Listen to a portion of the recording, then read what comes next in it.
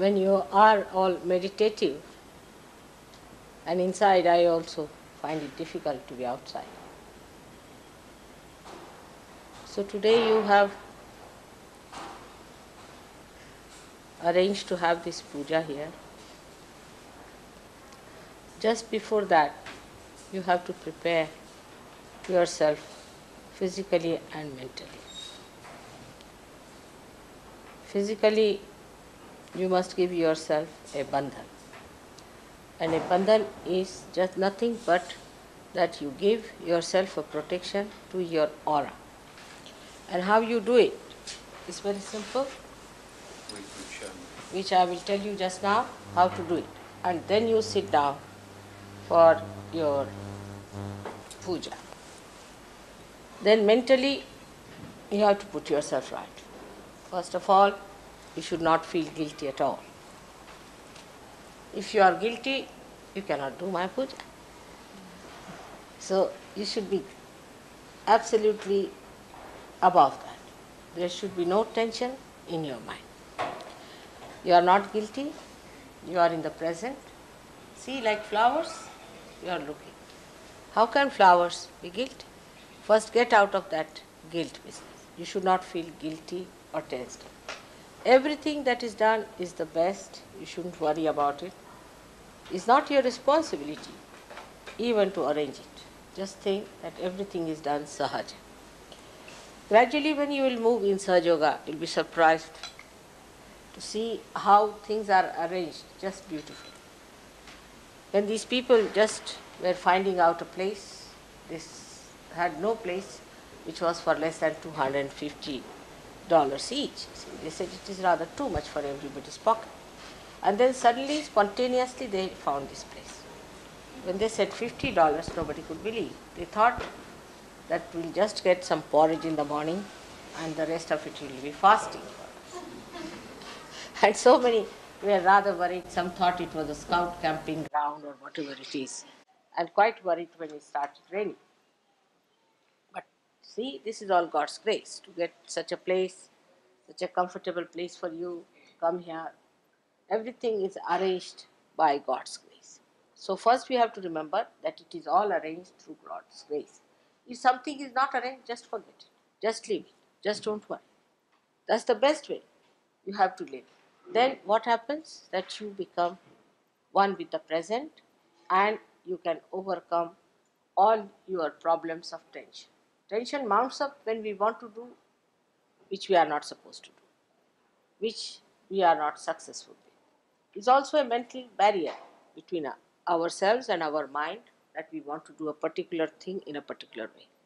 If you can give up that, then you will be surprised that you become absolutely one with the divine and you start working it out in a very beautiful manner. Now see the root of a little seed. It just sprouts, it goes this way. If it finds there is an obstruction or there is some sort of a stone or something, it goes around it. Then it finds something other obstruction, it goes away from it. It doesn't fight that. It just says, all right, let me find my own way. And then he uses the same stone for holding the tree. So clever. He goes round the little stone and uses that for its own purpose. So this is how a Sahajogi should behave, not to take responsibilities and put others into tensions. This must be done, this is not here, that is not there. It's not necessary. It's your love that is important, for which you must have heard the story of an old woman who was living in a forest. Her name was Shabari. And she heard that Sri Ram is going to come in the forest. And she was so much elated, so much happy. Such an innocent woman. She didn't know what to do. So when Rama came, she gave him, we have some kind of a berry we call as babe. She gave them to him to eat. And she told in very great innocence that every one of them I have tested to see that they are not sour.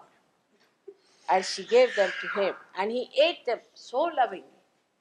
So his brother was a hot-tempered fellow. He got very angry. He said, what is this? This lady has no sense. She's giving all these uh, things which are eaten by her, first of all, which we call as uttishta. Means somebody has eaten it, then you are not supposed to eat. Even your brother has eaten something, you cannot eat that. It's regarded as something not good, not auspicious. And this lady, an old lady with her few teeth that are left, she has just pierced every vein and is giving to my brother. Very furious. So Rama's wife Sita was just smiling at the whole thing, situation. And then Rama gave that vein to his wife, and she ate it. She looked at her brother-in-law. She said, see, brother-in-law, these are the best bears I've ever eaten. I've never had such a taste before. But I'm not going to give you anything. See, best way to challenge the ego is not say that you are not going to have it. He said, why? No, I won't give you. You won't have them. I will not. I will eat all of them. Then he said, no, how can you eat all that? He snatched some of them and he ate. He also felt the same. Because they are given out of love. Whatever is done out of love is thousandfold better than that is done out of tension and problem. I should never like to cause any tension in your mind of any kind.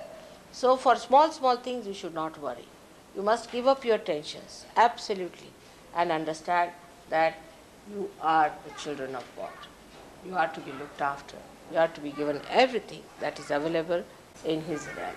So you should not get into tensions at all. Firstly, not to feel guilty. Thirdly, to feel that we had to go to this guru, that guru. All right, forget it.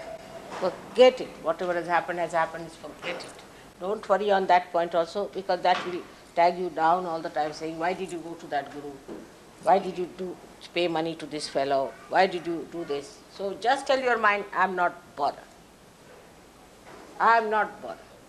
Whatever has happened, that person is finished. Now whatever my egg has done, now I am a bird. I have nothing to do. So be in the present. That is very important.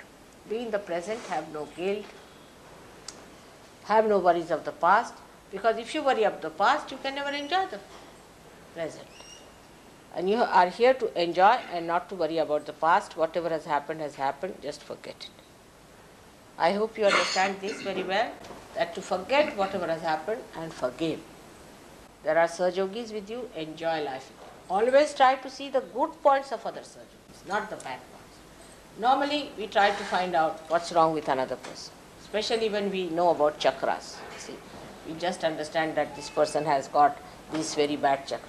Then only thing what you do is to give yourself a bandhan, which I'll tell you, and deal with the person. But when you know that person has this sickness or this kind of a chakra caught up, no use arguing, no use telling them. Let them come up, they'll come right. Tell them that this is what it is. At the most, you can tell your children, you can tell your wife, someone. But somebody who is not that closely connected, you cannot put Sahaja Yoga into their heads. You cannot force Sahaja Yoga into them. So Sahaja Yoga cannot be forced into anyone whatsoever. It has to be accepted, asked for. It has its own protocol. It cannot be just poured into your mouth that you better have it. Is a wrong